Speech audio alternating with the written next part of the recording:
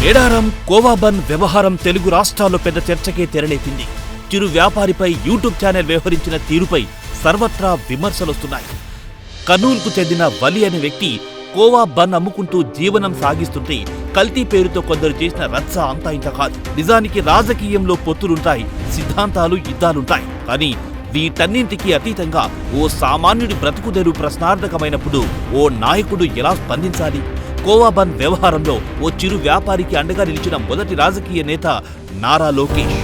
ఆయన చూపిన చొరవ కేవలం ఓ ట్వీట్ కాదు, అది ఒక సామాన్యుడికి అండగా నిలిచిన కొండంత భరోసా. రెక్కాడితే కాని దొక్కాడని ఓ చిరు వ్యాపారి తాతల కాలం నాటి తిరు బండారాన్ని అమ్ముకుంటూ కుటుంబాన్ని పోషించుకుంటున్నాడు. కానీ సోషల్ మీడియాలో కొందరు కీబోర్డు వీరులు దానికి మతం రంగు పులిమారు. కల్తీ పేరుతో ఆ పేదవాడి వ్యాపారాన్ని రోడ్డుకీర్చారు. అట్టడుగున ఉన్న వ్యక్తిపై జులుం చూపించడం ఈ కాలంలో కొందరికి ఓ ఫ్యాషన్లా అయిపోయింది. సరిగ్గా ఇక్కడే లోకేష్ స్పందించిన తీరు అమోఘం. ఆయన ఎన్డీఏ కూటమిలో ఉండొచ్చు, బీజేపీతో కలిసి నడవచ్చు, కానీ తనలో లౌకిక వాదాన్ని ఎక్కడా వదులుకోలేదు. ఆ కోవా బన్ టేస్టు నేను కూడా చూడాలి అని ఆయన అన్న మాటలు ఆ వ్యాపారి గుండెల్లో ధైర్యాన్ని నింపింది. ఆకలికి కుల మతాలుండవని చాటి చెప్పిన సందర్భమిది. లోకేష్ చేసిన ఈ చిన్న ట్వీట్తో సోషల్ మీడియాలో జరుగుతున్న విద్వేష ప్రచారానికి ఒక్కసారిగా ఫుల్ స్టాప్ పడింది. ఇక్కడ చిన్న లాజిక్ మిస్ అవుతున్నారు సదరు సోషల్ మీడియాకు చెందిన మేధావులు.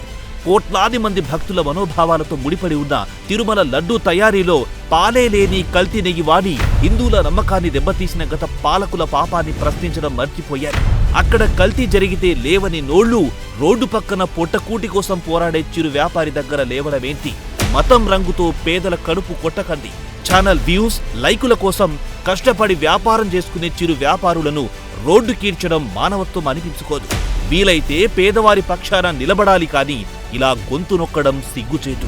వలికి అండగా మొదటగా లోకేష్ స్పందించి ట్వీట్ చేయడం నిజంగా అభినందనీయం. Hats off to Nara Lokesh Babu.